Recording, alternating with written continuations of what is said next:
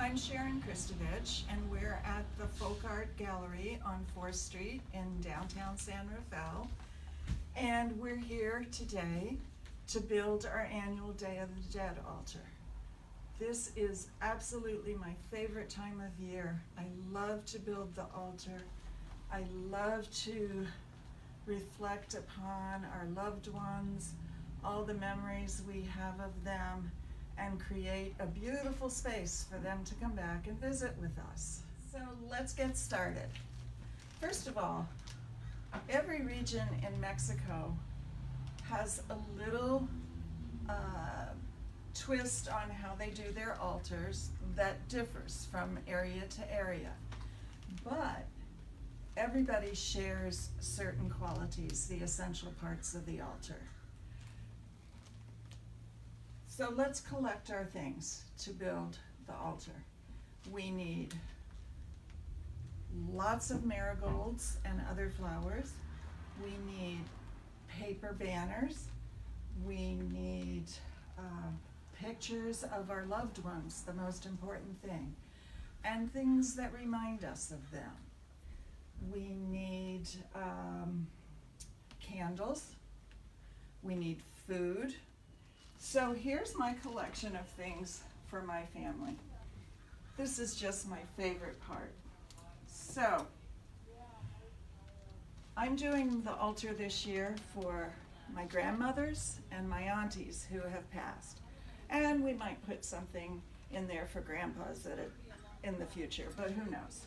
So one of the most important things about one of my grandmas is that she learned all the traditional crafts when she was a youngster. And I remember going to her house and everything was covered with little doilies that she had made by hand. So we're gonna have a lot of her doilies on the altar. Grandmas were all very devout to Mary. Mary was the person who watched over them in their lives. So we've got a picture of Guadalupe, the original Mary. We have, my grandmas were from Poland, and we had a very important Mary there, and she was a Black Madonna. And there's still a huge pilgrimage site to her. And so we have to have the Black Madonna on the altar. And then we'll put a few candles to start, the first of many candles. And let's do Grandma on my mother's side. Grandma on my mother's side, I remember always being in the kitchen, and her goal in life was to feed us all. And I remember walking in the door as a little kid and her saying, "Oh my God, you're so skinny. We have to feed you." So, Grandma in the kitchen with two aunties.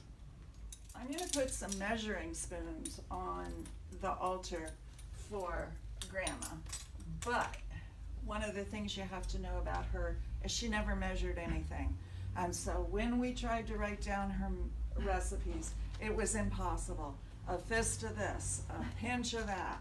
But anyway, so the measuring spoons represent Grandma in the kitchen.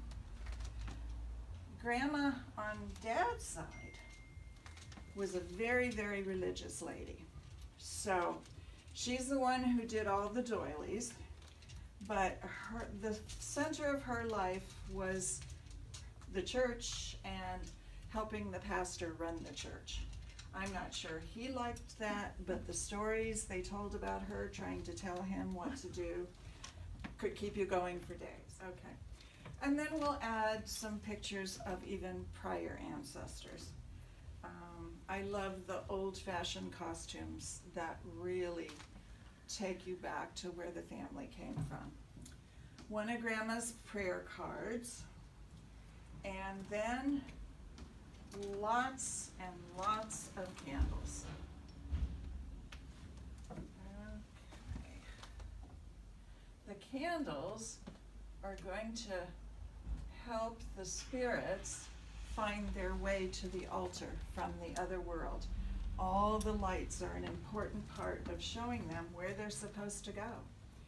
And little angelito candles.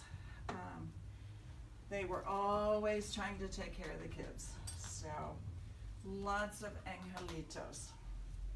And then some doggies, because there were always, in addition to children and relatives, doggies running around everywhere. But let's work on flowers and tablecloths. So usually you start with a white tablecloth and go from there. And I found this wonderful cut out plastic tablecloth to put over the white tablecloth, because the cut out paperwork from Mexico is a very traditional part of the altar. And then here's another one of Grandma's handmade tablecloths. So let's add that.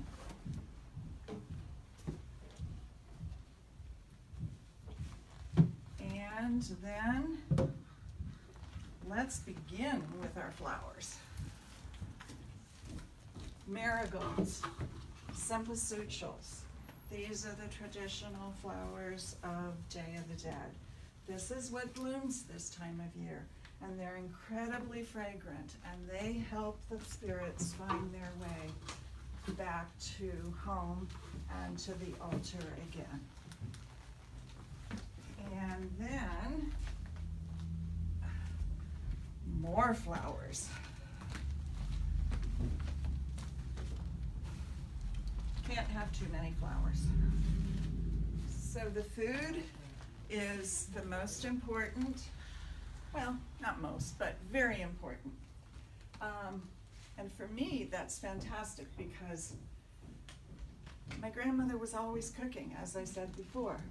And so when you went to her house, there were always piles and piles of food everywhere. You need a glass of water for the spirits, because traveling back is very thirsty work. And you want to offer the best of what the season has to give to the spirits. And it just so happens that this coincides with harvest season, so the produce is fabulous. And we have pumpkins and grapes and apples, and this is what the table in my grandmom's house would look like anyway. Let's add a few more things to make this really enticing. Sweets are really important. The spirits love the sweets. And at this time of the year, in the markets, you find these wonderful little sugar creations that represent some of the food that's made, just things to tempt the kids. And this is the time of the year when the sugar skulls come out. So I have a couple of sugar skulls that I keep every year that I bought in Mexico that are so beautiful. And so willows. I know Grandma will love that.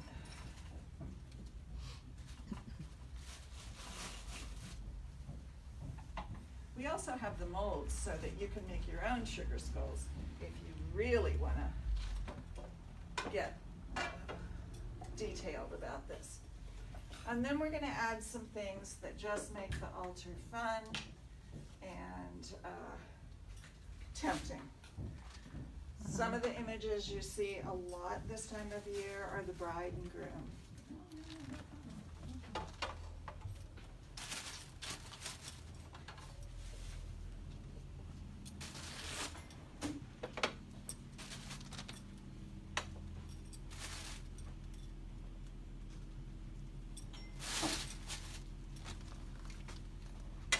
This really is fascinating, Sharon. Yeah, it's a great book few more touches. And I have to say, our altar changes over the entire course of the month as we think of more things. But I love this wonderful vintage benediction piece from Mexico. It says, "I bless this home." Oh. And it just finishes things off. And a little bit of music, because there was always music and partying at Grandma's house. And as you can see, we added lots more flowers. Zoe's bringing our cart of more flowers, more marigolds. And then we're going to leave a trail of flowers so that the spirits know how to find us. We want to give them as many clues as possible. And that means we're also going to give them more lights to entice them. And then the only thing left is a chair and a wrap so that you can sit and be comfortable and talk to the spirits.